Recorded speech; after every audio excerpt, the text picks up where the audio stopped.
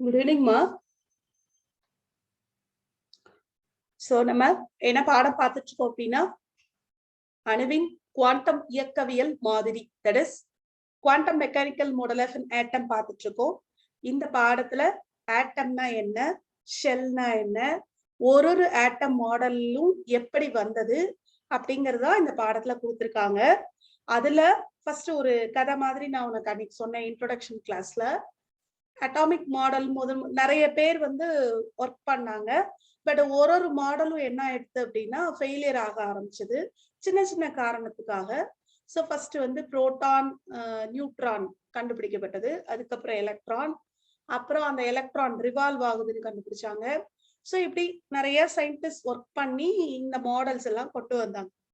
அதுல நம்ம ஃபர்ஸ்ட் யாரை பத்தி பார்த்தோம் அப்படின்னா ஜே தாம்சனை பத்தி பார்த்தோம். தாம்சன்ங்கிறவர் வந்து இது கூட சொன்னேன், வாட்டர்மெலன் மாடலை வச்சு பண்ணாரு அப்படின்னு சொன்னேன். அடுத்து வந்து யாருன்னா ரூதர்ஃபோர்ட் ஸ்கேட்டரிங் எக்ஸ்பெரிமெண்ட் அப்படி சொல்லி பார்த்தோம். அதாவது என்னன்னா ஒரு தங்கத்தை வச்சு கோல்ட் ஃபாயில் எக்ஸ்பெரிமெண்ட்னு ஒண்ணு பார்த்தோம். சோ இந்த ரெண்டு மாடல் பார்த்தாச்சு. இப்ப அடுத்து யார் வர அந்த வரிசையில அப்படி சொல்லி பார்த்தா போர் அப்படின்னு ஒருத்தர். Force atomic model. இவரு என்ன சொல்றாரு அப்படின்னா, அதாவது சொன்னதேதான் இவரும் சொல்றாரு, பட் மாடிஃபிகேஷன் காமிக்கிறாரு. என்ன சொல்றாரு போர் அப்படின்னா, இதுதான் ஒரு இது நியூக்ளியஸ்குள்ள புரோட்டானும் நியூட்ரானும் இருக்கு. இப்படி எலக்ட்ரான் சுத்தி வந்துட்டே இருக்கு. இது ஃபர்ஸ்ட் பார்ட். அடுத்து செகண்ட் பார்ட் இப்படி சுத்தி வந்துட்டு இருக்குல்லப்பா, அதுக்கு பேரு கெமிஸ்ட்ரியில என்ன சொல்றாங்கன்னா ஆர்பிட் அப்படின்னு சொல்றாங்க. தமிழ்ல ஆர்பிட் தான், தமிழ்லயும் ஆர்பிட் தான். சோ இப்படி சுத்தி வந்துட்டே இருக்கும். ஒரு இதுவும் இப்படி சுத்தி வருதுன்னு சொல்றாங்க. சரி, இதெல்லாம் என்ன சொல்றாங்க அப்படின்னா இத ஷெல்ஸ் அப்படின்னு சொல்றாங்க. கூடுகள் அப்படின்னு பேரு. ரைட்டா? இது வந்து அப்ப இதுக்கு வந்து நம்பர் பண்றாங்க. என்ன நம்பர் பண்றாங்கன்னா n = 1, n = 2, n = 3, n = 4. What is this n? இந்த n என்ன அப்படின்னு சொல்லி பார்த்தா இதுக்கு பேரு முதன்மை குவாண்டம் நம்பர் பேரு, பிரின்சிபல் குவாண்டம் நம்பர். இதே பாடத்துல அடுத்த சிலபஸா கொடுத்திருக்காங்க. சரியா? அப்ப பாப்போத இப்ப n = 1ன்னா அந்த கூடு பேரு k, தட் இஸ் அந்த ஷெல் பேரு k shell. l m n இப்படின்னு பேர் வைக்கிறாங்க. அடுத்து 5னா அடுத்து o, இப்படி போயிட்டே இருக்கு. பட் 4 ஆர்பிட்ட பத்தி மட்டும் தான் உங்க பாடத்துல பேசியிருக்காங்க. ரைட்டா? So KLMN shells. சோ இதெல்லாம் ஷெல்ஸ். ரைட். இதுல எவ்வளவு எலக்ட்ரான் இருக்கு அப்படிங்கிற ஒரு கணக்கு இருக்கு. இந்த KLMN ஷெல்ல எத்தனை எலக்ட்ரான் இருக்கணும் அப்படின்னு ஒரு கணக்கு இருக்கு. அதை நான் சொல்றேன். முதல்ல போர் ஆட்டம் மாடலை பத்தி பார்ப்போம்.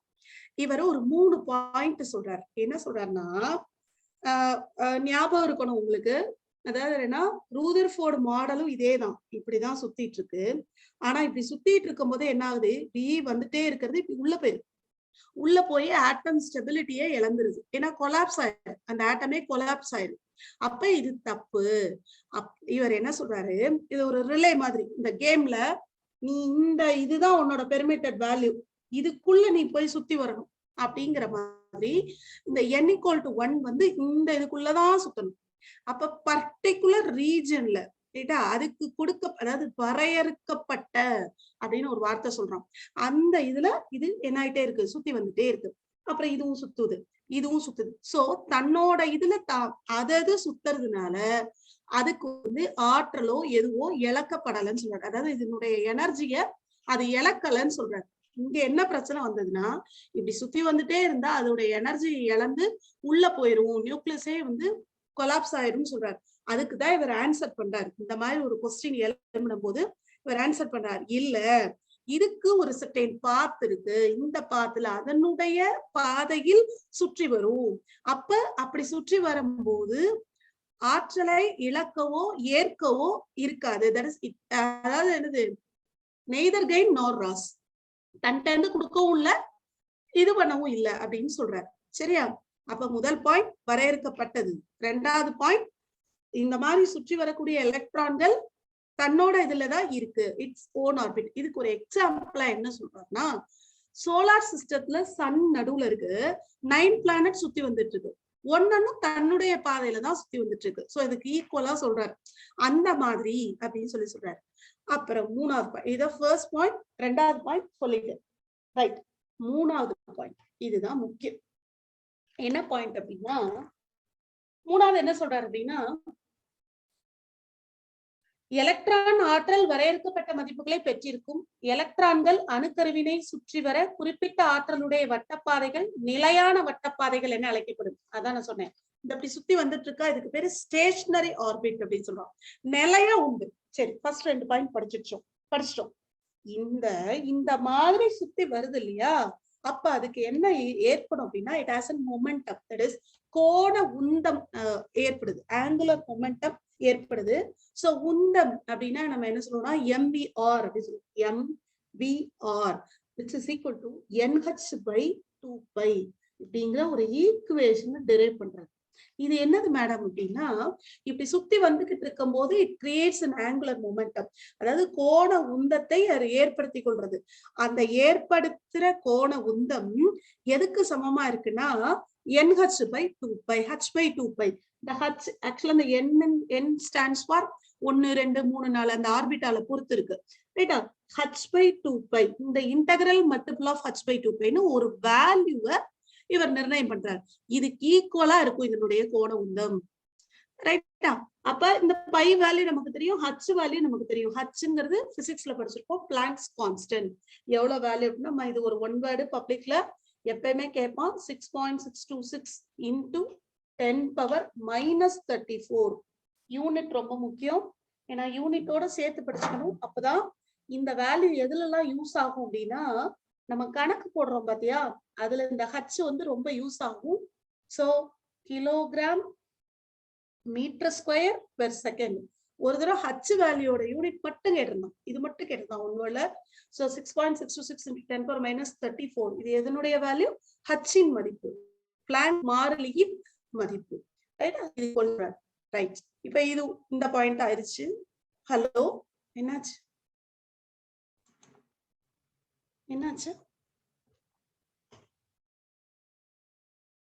ஹலோ, ஒரு நிமிஷமா, ஆஃப் ஆயிக்குது, என்னாச்சு?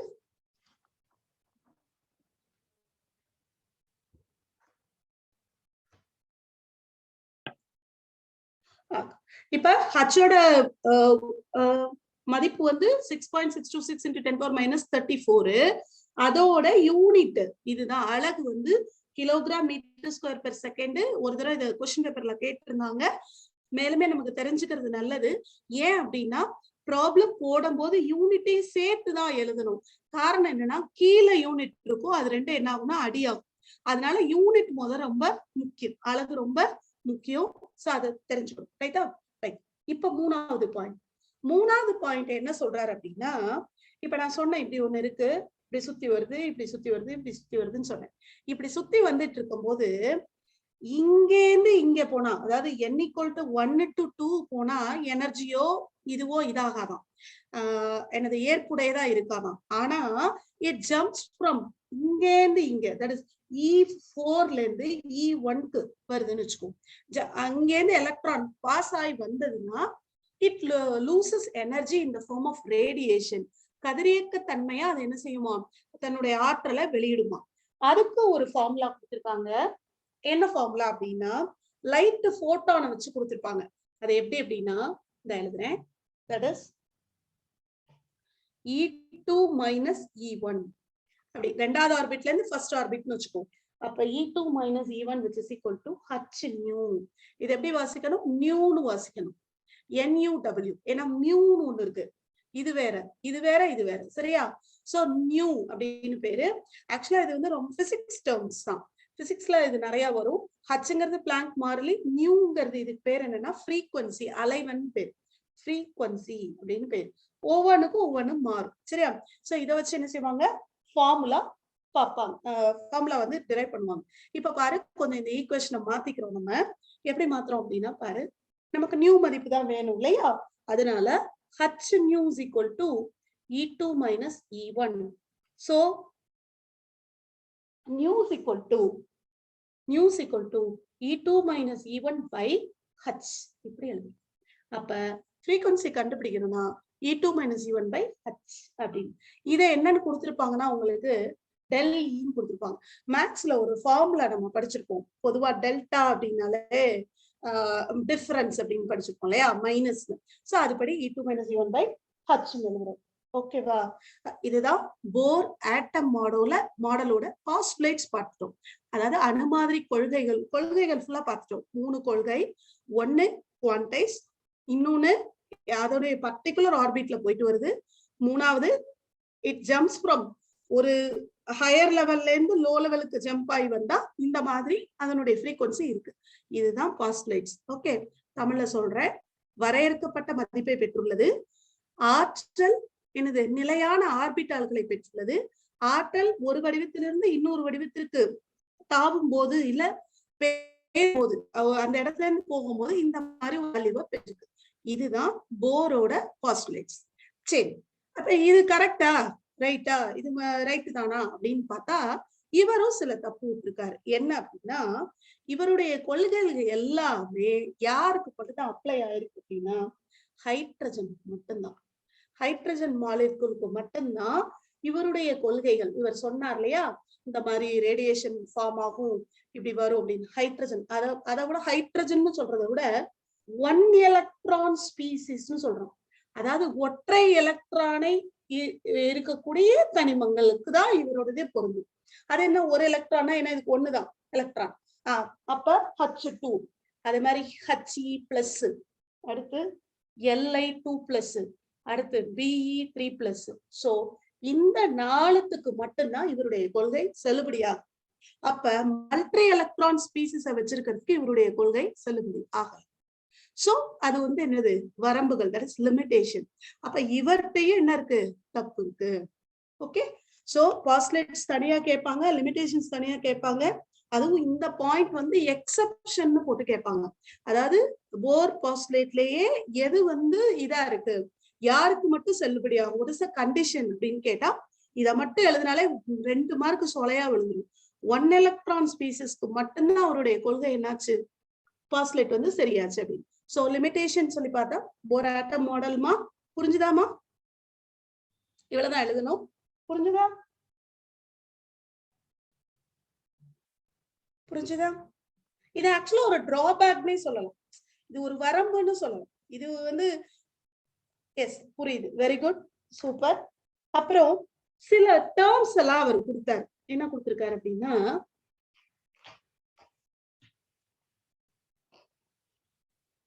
அதாவது சில மதிப்புகளை அவர் கொடுத்திருக்காரு. Rn = இதை நீ நோட் பண்ணிக்கோ, 0.529 by Zn². சரியா? இது ரேடியஸ் ஆஃப் nth ஆர்பிட்னு பேரு. அதாவது nth ஆர்பிட்டாலி உடைய ஆரத்திற்கான மதிப்பு இது. ஏன்னு சொல்றேன்னா, நான் இப்ப எழுதுற 3 ரொம்ப ரொம்ப ரொம்ப ரொம்ப இம்பார்ட்டன்டான ஒன் வேர்டு பிளஸ் சம்முக்கு. இப்ப கூட நான் குவாண்டம் மெக்கானிக்கல் மாடல் பாடத்தோட சம்மு தான் போட்டுட்டு இருக்கேன். நான் இந்த ஃபார்முலாவை யூஸ் பண்ணி தான் போட்டுட்டு இருக்கேன். சோ 3 ஃபார்முலா கண்டிப்பா தெரிஞ்சாகணும். Rn = 0.529 by Zn². Zங்கிறது அட்டாமிக் நம்பர், என்னங்கிறது பிரின்சிபல் குவாண்டம் நம்பர். இது நான் குவாண்டம் நம்பர் நடத்தும் போது என்னன்னு புரியும். சரியா? ரைட். அதாவது இது எத்தனாவது ஆர்பிட் அப்படின்னு 1 2 3 நேத்தோ முந்தானால ஒரு போட்டிருக்கேன். அதுபடி இதுல எழுதும். என்ன கொடுத்துருப்பான்னா ஒரு ஆர்பிட்னு கொடுத்துருப்பான். கொடுத்துட்டு இதுல Z = 3ன்னு கொடுத்துருவான். அப்ப 3 இங்க சப்ஸ்டியூட் பண்ணணும், இங்க 1 சப்ஸ்டியூட் பண்ணணும். ஈஸியா மார்க் பண்ணும். சரியா? So Rn எழுதிக்கோ. அடுத்து En values = -13.6 by n² Z². இது ஞாபகம் வச்சுக்கணும். இது n² கீழே Z, இங்க பாரு n² Z². இது En. இது என்னன்னா ஆற்றல் கண்டுபிடிக்கிறதுக்கான சூத்திரம். That is a formula to find energy of the nth orbit. இந்த இடத்துல n அப்படின்னா n = வேல்யூ கொடுக்கணும். 4th ஆர்பிட் அப்படின்னா என்ன பண்ணும், E4ன்னு கால் போடும். புரியுது? அந்த இடத்துல 4 போடும். 5னா 5 போடணும். அப்படி சப்ஸ்டியூட் பண்ணி போடணும். நான் ஒவ்வொரு பாடத்துக்குமே புக் பேக் சம்ஸ் போட்டிருக்கேன். அதை பார்த்து புரியலன்னா கேள்வி சொல்றேன். சரியா? ரைட்டு. அதுக்கடுத்து இன்னொரு ஃபார்முலா இருக்கு. En is equal to minus 1312.8 by n square. இது எதுக்குன்னா அணு எண் கொடுக்காத சமயத்துல இந்த ஃபார்முலா யூஸ் பண்ணிக்கணும். அட்டாமிக் நம்பர் கொடுக்கல அப்படின்னா இந்த ஃபார்ம். ஓகே, சோ இந்த மூணு ரொம்ப ரொம்ப ரொம்ப ரொம்ப இம்பார்ட்டன்ட். எக்ஸாம் பாயிண்ட் ஆஃப் வியூலயும் சரி, கணக்குக்கும் சரி, ஒன் வேர்டுக்கும் சரி. நல்லா தெரியும்னு நினைக்கிறேன். நான் இப்ப கொஞ்சம் பெருசாதான் எழுதுறேன், ட்ரை பண்ணிருக்கேன். Okay, 0.529 by z n square minus 13.6 n square z square minus 1312.8 by n square. So 3 ரைட்டா? இப்ப நம்ம லிமிடேஷன் பார்த்துட்டு உனக்கு ஒரு வீடியோ காட்டுறேன். லிமிடேஷன் பார்த்துருவோம். எப்பயுமே ஒரு அட்வான்டேஜ் இருந்தா ஒரு டிஸ்அட்வான்டேஜ் இருக்கும் இல்ல, அப்படிதானே? அது மாதிரி இப்ப அட்வான்டேஜ் இப்ப என்ன தெரிஞ்சுக்கிட்டோம்? போர்ல என்ன தெரிஞ்சுக்கிட்டோம் சொல்லு சொல்லு. நீ இப்ப இன்னைக்கு கிளாஸ்க்கு வந்து என்ன தெரிஞ்சுக்கிட்ட? ஃபர்ஸ்ட் பாயிண்ட் என்ன சொன்னேன்?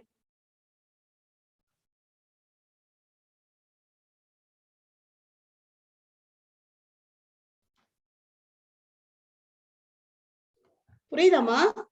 சரி, ஓகே, ரொம்ப நல்லா புரிஞ்சிச்சுன்னு நினைக்கிறேன்.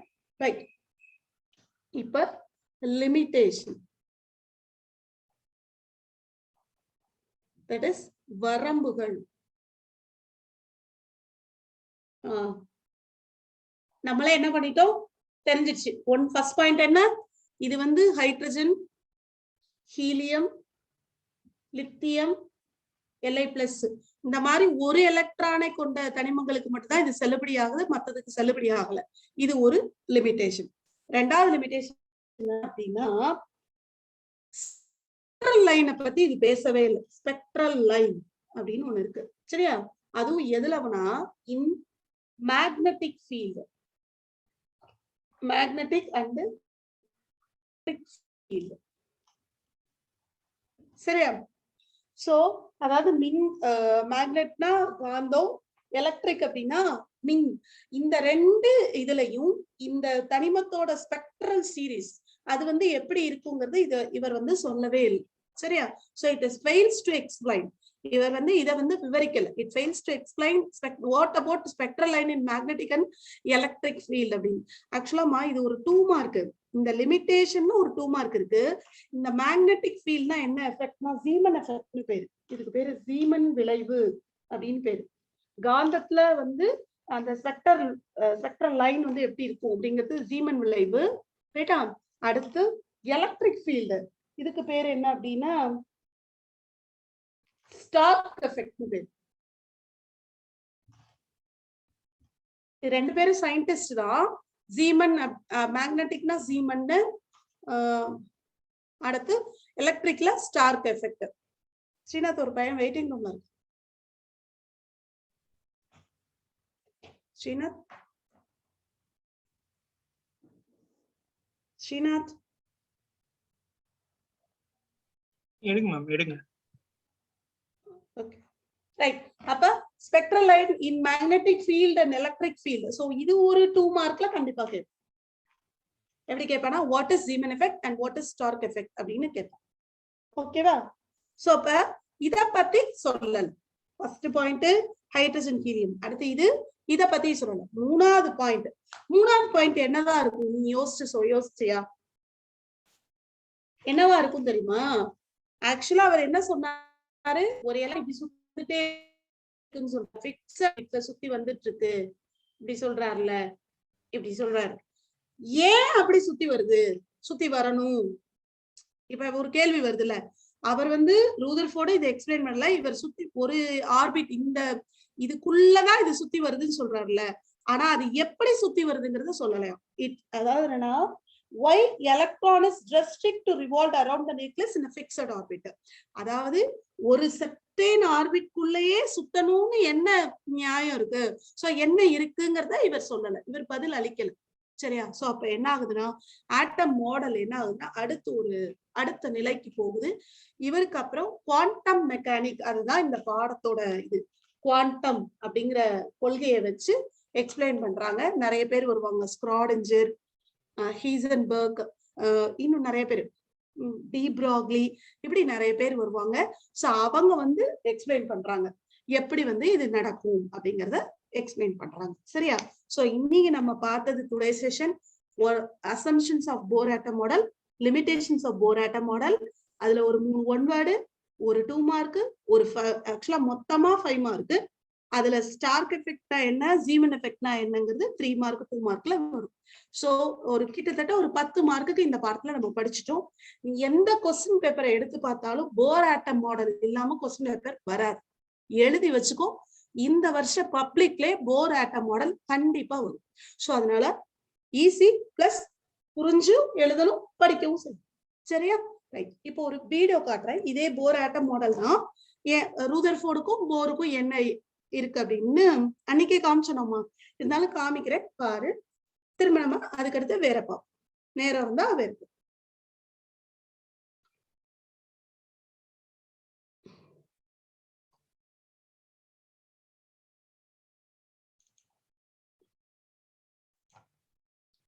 வீடியோ பிளே ஆகுதா? பிளே ஆகுதா ஸ்ரீனா?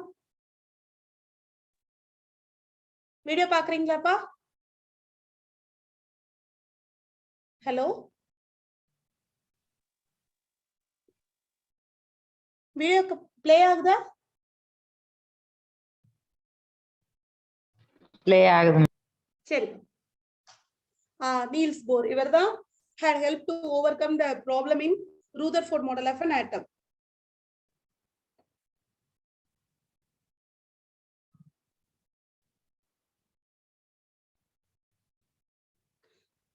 இந்த ரூதர்ஃபோர்ட் மாடல் தான் என்னது சுத்தி வந்துட்டே இருக்கு. ஆனா என்ன ஆகல, சுத்தி வந்துட்டே இருக்கு, அப்படி கொலாப்ஸ் ஆயிருக்கு. நான் சொன்ன இதுதான். So it loses energy. Energy அது இழக்குது.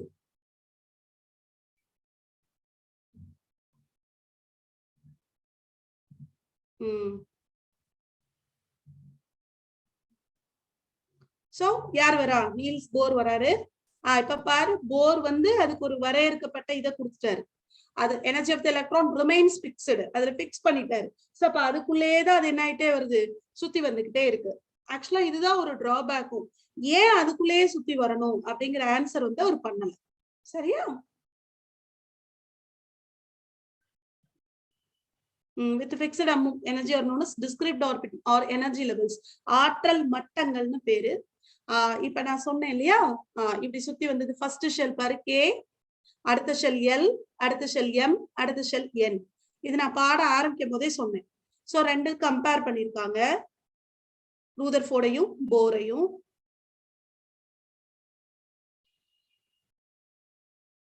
சரியா? சோ இதுக்குதான் இவர் நோபல் பிரைஸ் வாங்கினாரு.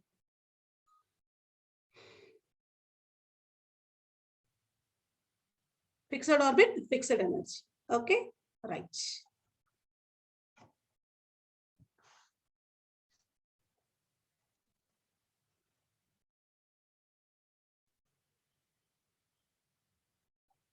Right. புரிஞ்சுதாமா? புரிஞ்சுதா? அடுத்து போலாமா? இதுக்கான கொஸ்டின் இதுதான்.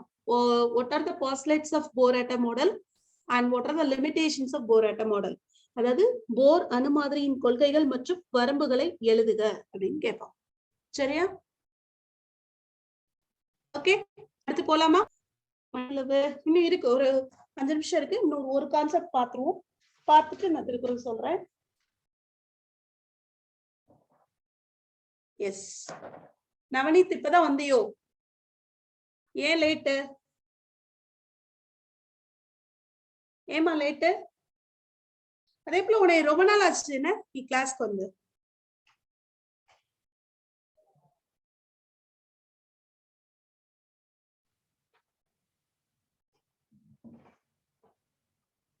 ஓகே, அடுத்து என்ன பார்க்க போறோம்னா டியூயல் பிஹேவியர்.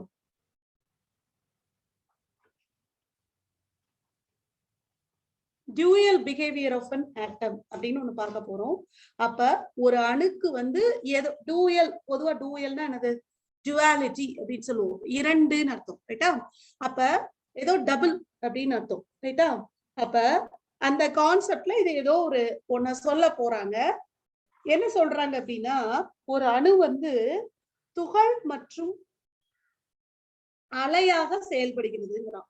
அதாவது it behaves and particle and a wave அப்படின்னு சொல்றாங்க. இப்ப அதுக்கு எக்ஸாம்பிள், ஒரு குளத்துல வந்து கல்லு போட்டோம்னா என்ன ஆகும்? அப்படியே அலை அலையா போகும். இப்ப ஒரு கல் இப்படி போட்டுட்டோம்னா என்ன ஆகும்? இப்படி வரும், இப்படி எண்டு வரைக்கும் போயிட்டே இருக்கும் இல்லையா? சோ இதுதான் என்ன கேரக்டர் அப்படின்னா வேவ் கேரக்டர், அலைப்பண்புன்னு பேரு. துகள் அப்படின்னா என்னன்னா ஒரு grains. It's create waves. Very good. இப்படி வேவ கிரியேட் பண்ணும். அதே போல ஒரு போலன் கிரெயின் இருக்குன்னு வச்சுக்கோயேன், இந்த மகரந்த தூள் இருக்குல்ல, அதெல்லாம் பார்ட்டிகல். இப்ப இவர் என்ன சொல்றாருன்னா இதுல என்ன சொல்ல வராங்கன்னா எலக்ட்ரானுக்கு electron behaves dual behaviour.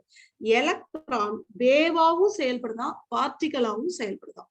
So it behaves two character.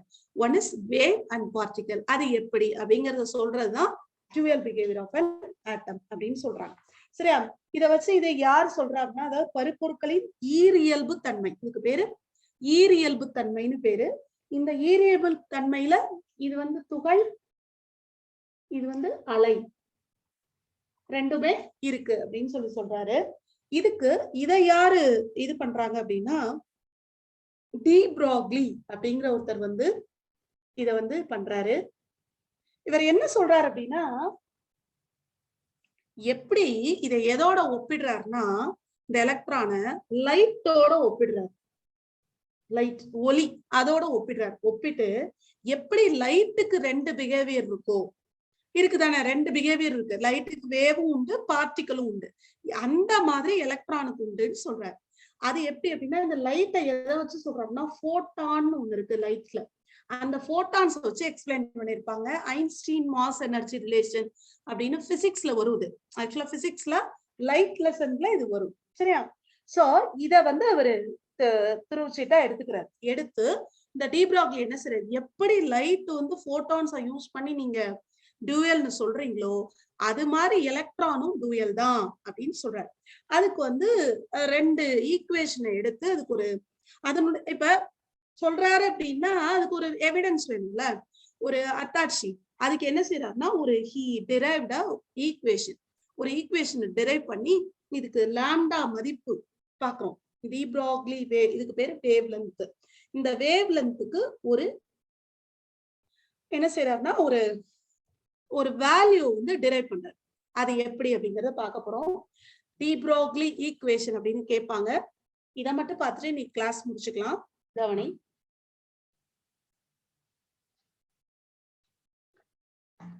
D Broglie equation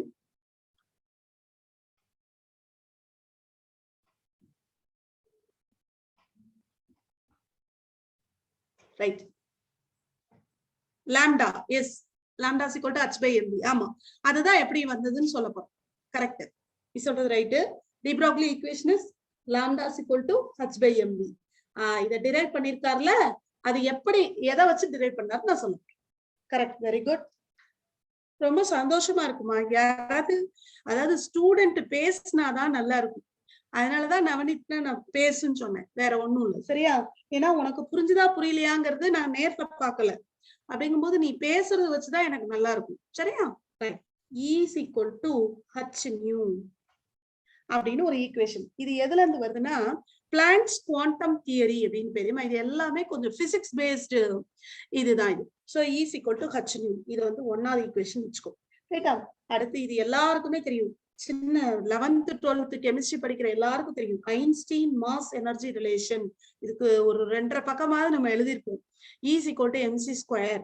இத ரெண்டாவது வச்சுக்கோ. ரெண்டையும் கம்பேர் பண்ணு, 1 மற்றும் 2ஐ ஒப்பிடுக. என்னாகும்? இதா இருக்கு, h nu is equal to mc square. இந்த பக்கம் லெஃப்ட் வந்து same, so right same. h nu is equal to mc square. இந்த நியூ இருக்குல்லமா, இந்த நியூ இது VA கொஞ்சம் வளைச்சு போடணும். சரியா? இந்த new is equal to c by lambda அப்படின்னு ஒரு கான்செப்ட் இருக்கு. இதெல்லாம் சின்ன சின்ன பிள்ளைகளோட நமக்கு தெரியும். இதை தூக்கி இதுல சப்ஸ்டிட்யூட் பண்ணு, h into c by lambda is equal to mc square. ஓகேவா? இந்த c கட் பண்ணிடு. ஓகே, அப்ப என்ன ஆகும்? h by lambda is equal to mc. இங்க c ஸ்கொயர், அதனால ஒரு c இருக்கு இதுல. சரியா? அப்ப என்ன ஆகும்? அழிச்சிடலாமா? இது புரிஞ்சிச்சா? அழிச்சிடலாமா? ரைட். என்ன கிடைச்சது? h by lambda is equal to mc. இப்ப நமக்கு யாரு வேணும்? இவர் தான் வேணும். அப்ப lambda is equal to h by mc. இப்படி கண்டுபிடிச்சாரு. ஆனா இங்க ஒரு ட்விஸ்ட். இந்த c இருக்கு இல்லையா? இந்த cங்கிறது என்னன்னா velocity of light அப்படின்னு பேரு. அதாவது என்னன்னா இது திசைவேக, ஒளியின் திசைவேகம். அதனால இது வந்து லைட்டை குறிக்கிற மாதிரி இருக்கு. அதனால எல்லா பொருளையும் குறிக்கணுங்கிறதுக்காக பொதுவா இதை என்ன பண்ணிட்டாருன்னா இந்த சியை ரீப்ளேஸ் பண்ணிட்டாரு, வியால ரீப்ளேஸ் பண்ணாரு. வினா வெலாசிட்டி, திசை வேகம்னு பேரு. சரியா? அப்ப என்ன பண்ண போறோம்? ரீப்ளேஸ் பண்ண போறோம். Lambda is equal to h by me. இதுதான் டி ப்ராக்லி ஈக்குவேஷன். இந்த mv இருக்கு இல்லையா, இதுக்கும் ஒரு இதை வந்து கொண்டு வராரு. என்ன அப்படின்னா mv mass into velocity, நிறை into திசைவேகம் is equal to உந்தம் அப்படின்னு ஒண்ணு இருக்கு. That is m into v is equal to p அப்படின்னு ஒரு ரிலேஷன் இருக்கு. சரி, அது இதுக்கு பேரு மொமெண்டம்னு பேரு. lambda is equal to h by p. So this is de Broglie equation. பொதுவா de Broglie equation கேட்டா இதுதான் எழுதணும். புக்குக்கு பின்னாடி இருக்கக்கூடிய 4வது ஒன்னோட 5வது ஒன்னோட இது வரும். ரொம்ப ரொம்ப முக்கியமான ஈக்குவேஷன். எப்படி டிரைவ் பண்ணோம்? ஃபர்ஸ்ட் அந்த ஈக்குவேஷன் எழுதணும், இந்த ஈக்குவேஷன் எழுதணும், ரெண்டையும் கம்பேர் பண்ணோம். இந்த நியூக்கு சி பை லாம்டாவை சப்ஸ்டியூட் பண்ணோம், அந்த சிசி கட் பண்ணோம், lambda equal to h by mc கொண்டு வந்தோம். இந்த சியை ரீப்ளேஸ் பண்ணார் வியால. சோ அந்த m into v is equal to p. So lambda equal to h by p. So சமன்பாடு mc என்ற உந்த மதிப்பை பெற்றுள்ள ஓட்டானின் அலைநீளத்தை குறிப்பிடுகிறது. m நிறையுடைய v திசைவேகத்தில் இயங்கும் பருப்பொருளின் துகள் ஒன்றின் சமன்பாடு பின்வருமாறு எழுதலாம் அப்படின்னு கொடுத்திருக்காங்க. நான் சொன்னதுதான் சொல்லி lambda equal to h by me. இதுலயே ஒரு கொஸ்டின் இருக்கு. இது டி ப்ராக்லி ஈக்குவேஷன், இதுதான் முடிஞ்சது. இதுல என்ன செய்யறாங்க அப்படின்னா, நேரம் ஆயிட்டு இருக்கா? இன்னும் ஒரு 5 நிமிஷம் நான் எடுத்துக்கலாமா?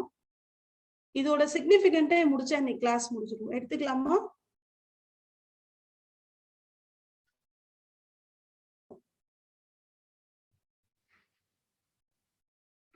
S, okay. ஸ்ரீநாத் எடுத்துக்கலாமா ஒரு 5 நிமிஷம்? சிக்னிபிகண்ட், முக்கியத்துவம். என்ன முக்கியத்துவம் சொல்றாங்கன்னா மைக்ரோஸ்கோபிக், மேக்ரோஸ்கோபிக்னு 2 சொல்றாங்க. அதாவது என்னன்னா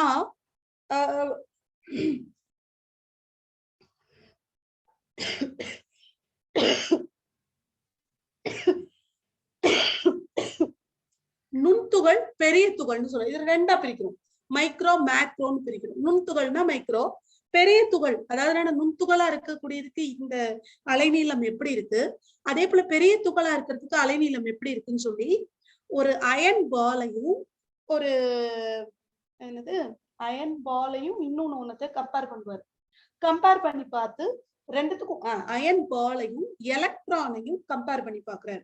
கம்பேர் பண்ணி பார்க்கும்போது அவருக்கு வேல்யூ வந்து எப்படி இருக்குன்னா கிட்டத்தட்ட இதுக்குதான் சேமா இருக்கும். சோ மைக்ரோஸ்கோபிக் பார்ட்டிகளுக்கு தான் கம்மியா இருக்கும். அதனால என்ன சொல்றாருன்னா இதுதான் இதனுடைய முக்கியத்துவமா. என்ன சொல்றாருன்னா இதுல அலைப்பண்பு தான் முக்கியம். அதாவது லாம்டாவோட இந்த வேவ் கேரக்டர் தான் சிக்னிபிகண்டா இருக்கு. This equation is valid only for wave character அப்படி சொல்லி it is significant only for wave கேரக்டர்னு சொல்லிருப்பாங்க, சொல்லி முடிச்சிருப்பாங்க. நாளைக்கு அந்த உங்களுக்கு புக்லயே 2ஐயும் சம் பண்ணி கொடுத்திருப்போம். ஒரு இது போட்டு அயன் பால்னு ஒரு சம் எடுத்து கொடுத்திருப்பான். அந்த சம் வேற முக்கியம். சில நேரம் இதுல கேட்டிருப்பான். ஒண்ணும் இல்ல, lambda equal to h by mv அந்த இத அப்ளை பண்ணி போட்டிருக்க மாதிரி இருக்கும். அதாவது என்ன, ஒரு நிமிஷம்,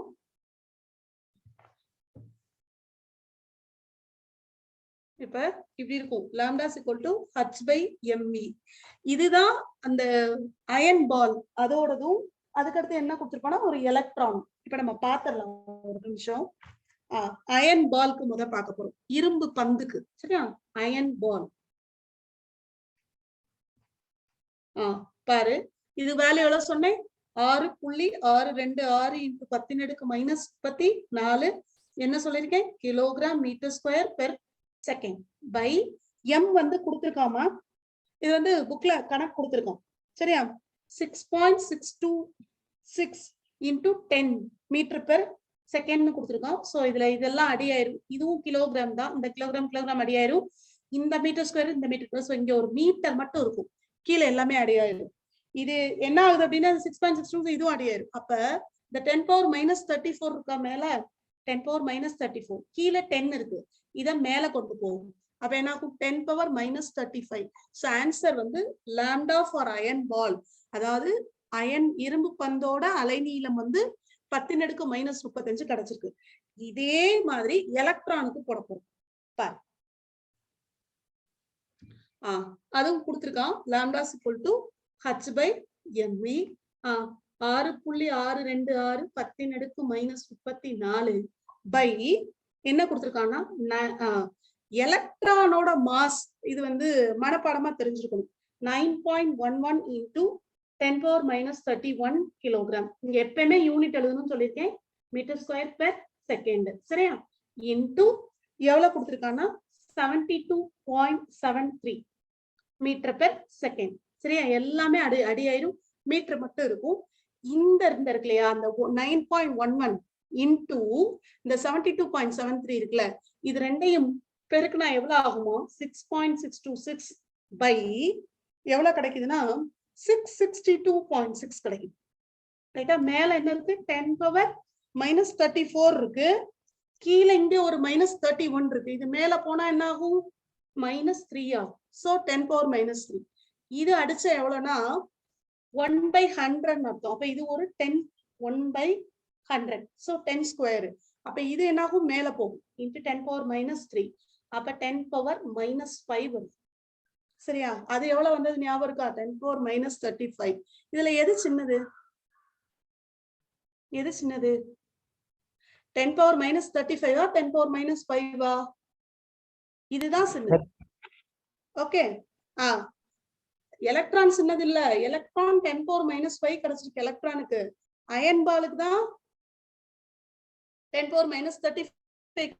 இது ரெண்டையும் நம்ம பார்க்கும்போது very small according to என்னது இத பார்க்கும்போது, அப்ப எலக்ட்ரான் தான் சிக்னிபிகண்டா இருக்கு அப்படிங்கறத சொல்றதுக்கு தான். இது ரொம்ப டூ ஸ்மாலா இருக்கு.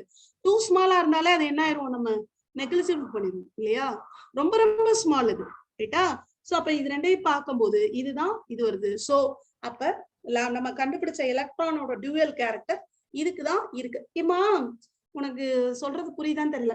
இந்த 10⁻−35 ரொம்ப ஸ்மாலா இருக்கிறதுனால அதை அளக்க முடியாதுல்ல. It can be measure. அப்ப இது இன்சிக்னிபிகன்ட், இதுதான் சிக்னிபிகன்ட். புரியுதா? எப்பயுமே ஒரு பொருளை அளக்குறோம் அப்படின்னாதான் அது நம்மளால முடியும், அப்படின்னாதான் அது முக்கியத்துவம் வாய்ந்தது. இல்ல அப்படின்னா விட்டுருவோம் தானே. இந்த எவ்வளவோ கோடி இருக்குன்னா ஒரு இது விட்டுருவோம். நம்மளால கவுண்ட் பண்ணவே முடியாது. கடல்ல போய் முத்தெடுக்க முடியுமா? ஒரு முத்தை உள்ள போட்டுட்டு கடல்ல எடுக்க முடியுமா? ஆனா தண்ணின்னா எடுத்துடலாம். நம்மளால அளக்க முடியும், நமக்கு தெரியும்ல. அததான் இது. சோ அதுக்கு இது சொல்றதுக்கு தான் இதுக்கு கீழே இந்த கணக்கை கொடுத்து இப்படி பண்ணிருக்காங்க. So it is insignificant, it is significant. Okay. So this is significance of de Broglie wavelength. இப்ப நம்ம பார்த்த பாடத்திலேயே என்ன பார்த்தோம் அப்படின்னா, Bohr atom model, limitations of Bohr atom model, significant, insignificant. சிக்னிபிகன்ஸும் சேர்த்து ஒரு 3 மார்க்ல எப்பவுமே கேட்கறாங்க. சோ அதனால இந்த கணக்கு ரொம்ப முக்கியம். இது தவிர இந்த கணக்கு சாதாரண கணக்கு அப்படியே அப்ளை பண்ணி சொல்லுங்க. புரிஞ்சுதாப்பா ரெண்டு பேருக்கும்? It's it okay? ஓகே. ஏதாவது கொஸ்டின் செஷன் ஏதாவது டவுட் இருந்ததுன்னா கேளு. Okay, right right. So question வந்து postulates of Bohr atom model, limitations of Bohr atom model, derive de Broglie equation. What is the significance of de Broglie equation? தமிழையும் சொல்றேன். போரின் அணுமாதிரி கொள்கை, போரின் வரம்புகள், அதுக்கடுத்து கருவி எது அப்படின்னா டி ப்ராக்லி சமன்பாடை தருவி, அப்புறம் எது முக்கியத்துவம் வாய்ந்தது. ஓகே, ரைட்மா. இன்னைக்கு குரல் வந்து ஷார்ட்டா சொல்லி முடிச்சிடுறேன். என்ன அப்படின்னா, எதுவுமே எல்லாருக்கும் கொடுத்துட்டு சாப்பிடணும் அப்படிங்கிறதுதான் வள்ளுவர் வந்து இது பண்ணி சொல்லியிருப்பாரு. ஆக்சுவலா அது ஒரு நல்ல பண்பு மட்டுங்கிறதுக்காக சொல்லல. பகுத்துண்டு பல்லுயிர் ஓம்புதல் நூலோர் தொகுத்தவற்றுள் எல்லாம் தலைங்கிறாரு. தலை அப்படின்னா சிறப்புன்னு அர்த்தம். அதுதான் இம்பார்ட்டன்ட். எதுக்காக அப்படி சொல்றாரு அப்படின்னா, இப்போ ஒருத்தன்ட்ட நிறைய இருக்கு, ஒருத்தன்ட்ட ஒண்ணுமே இல்லைன்னு வச்சுக்கோயேன். அப்ப என்ன ஆகும்? வறுமை கூடிக்கிட்டே போகும். ஒரு கிராஃப் இந்த ஒரு கிராஃப் என்ன ஆகும்? இதாயிட்டே இருக்கும். அப்ப இவங்க 2 பேருக்கு என்ன இருக்கும்? ஏணி வச்சாலும் எட்டாது இல்லையா? அப்ப அந்த இடத்துல என்ன ஆகும்? இப்ப இவன்ட்ட இல்ல, இவன்ட்ட இருக்கு. இவன்ட்ட இருக்குன்னு தெரிஞ்சா இவன் என்ன செய்வான்? தப்பு பண்ண ஆரம்பிப்பான். இவன்ட்ட போய் திருடலாமா? ஏன்னா இவனா தரலன்னா, நான் சொல்றது சாப்பாடை மட்டும் சொல்லல. வள்ளுவர் வந்து சாப்பாடை மட்டும் இது பண்ணி சொல்லல. பகுத்துண்டு பல்லுயிர் ஓம்புதல் அப்படின்னா என்ன அர்த்தம்னா, உன்கிட்ட இருக்கிறத மத்தவங்களுக்கு கொஞ்சமாவது பிரிச்சு கொடு. கொஞ்சம் தான் கொடுங்கிறாரு, நிறைய எல்லாம் கொடுன்னு சொல்லல. சரியா? அது வந்து ஒரு தலையாய பண்பு மட்டும் கிடையாது. இதனால சமூகத்துல அப்லிஃப்ட் கிடைக்கும் அப்படின்னு சொல்றாரு. அப்படித்தானே? எத்தனையோ பேர் தன்னோட வீட்டை அந்த மாதிரி எல்லாம் வள்ளல்கள் இருந்ததுனாலதான் இன்னைக்கு நிறைய பள்ளிக்கூடங்கள் கிரவுண்டு நிறைய பேரோட நிலம் தானே பள்ளிக்கூடம் இடமா இருக்கு. இந்த மாதிரி நிறைய என்ன இருக்கு. எங்க திலகர் ஸ்கூல் செக்ரட்டரி கூட தன்னோட இடத்த கொடுத்திருக்காரு கிரவுண்டுக்காக. அப்ப இந்த மாதிரி எத்தனை பேர் இருக்காங்க இல்லையா, பெரிய தலைவர்கள். அப்ப பகுத்துண்டு பல்லுயிர் தானே அங்க. அததான் சொல்றாங்க, பகுத்துண்டு பல்லுயிர் ஓம்புதல் நூலோ தொகுத்தவற்றுள் எல்லாம் தலை. சாப்பாடுக்கு மட்டும் இல்ல, சாப்பாடும் ஒரு பிரதானம் தான். இப்ப நம்மகிட்ட கொஞ்சம் இருக்கு அப்படின்னா அடுத்தவங்களுக்கு கொடுத்து உதவுறது நல்லது அப்படிங்கறதுதான் வள்ளுவரோட வாக்கா இருக்கு. சோ நம்மளும் எல்லாமே பகுத்துண்டு பல்லுயிர் ஓம்புதலா இருப்போம். காக்கா கூட பாரு, ஒரு சோறு போட்டோம்னா காக்காகான்னு கத்தி தன்னோட இனத்தை கூப்பிட்டு சாப்பிடுது. அதுதானே? அது அடிக்கடி சொல்லுவாங்க, இந்த பகுத்துண்டு பல்லுயிர் ஓம்புதலே வள்ளுவருக்கு காக்கா கிட்ட இருந்துதான் வந்திருக்கும் அப்படின்னு ஒரு இதுல கூட சொல்லுவாங்க, ஒரு வசனமா சொல்லுவாங்க. அதை பார்த்துதான் எழுதியிருப்பாரு அப்படின்னு சொல்லுறாங்க. ரைட்டா? சோ தமிழ்ல சொல்லாதே கிடையாது. நம்ம தமிழ் இனத்துல வாழ்க்கை பாடத்தை சொல்லி கொடுக்கறதே நம்ம இதுதான் இல்லையா? அழகா 2 வரியில சொல்லியிருக்காரு. சோ கிளாஸ் முடிச்சுக்கலாம். சூப்பர், தேங்க்யூமா. எதுவும் புரியல, டவுட் கேளு. ஓகே, கிளாஸ் முடிச்சுக்கலாம். வாழ்க பாரதம், வெல்க தமிழகம். தேங்க்யூமா.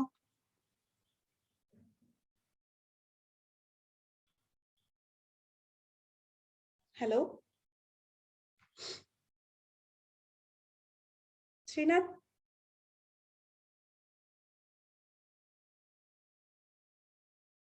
ஸ்ரீநாத்.